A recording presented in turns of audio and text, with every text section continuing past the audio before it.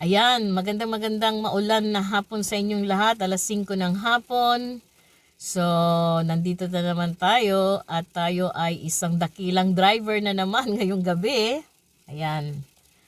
So, welcome to my channel. This is Ate Sin. Mapungay na ang mata. Pagoda na, umpisa na.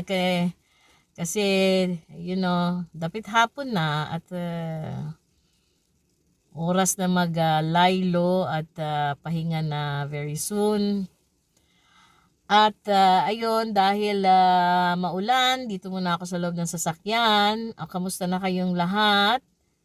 Ayun, kanina, nagpunta ako ng Ukay, di ba? Nag-post ako kanina, may post ako kanina. Nag-Ukay para bumili ng isang vase, florera. Ayun.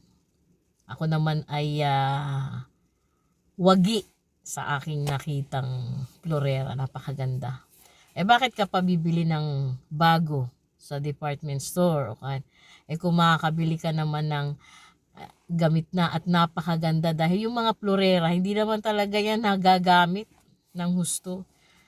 Di ba? Nag-aano lang yan. Kumbaga, naalikabukan lang yan sa isang sulok.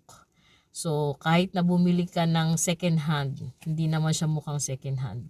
At 25 cents lang. Bilhin mo ng bago yan, mga 5 siguro, $5, ganun. O diba? Malaking tipid. So, dahil tayo ay nasa labas na naman at ako ay naghatid na naman, mamaya papasok ako dun sa loob, pero dahil maulan, dito muna ako. Sinubukan kong mag-karaoke tapos sana naka-ano ba sa shorts ka. So hindi pwedeng sabay ang YouTube at ang YouTube tsaka yung paggawa ng video. So eto muna tayo. So ayan. Ngayon dahil sa mga nanay diyan na tagahatid, taga-sundo, ayan. Hindi kayo nag-iisa. Naalala ko yung mama ko noon dati, hatid sundo siya din ang hatid sundo, pero Diyos ko, lakad naman talaga. Lakad ng alay lakad po. Dahil, gipit. Walang pamasahe.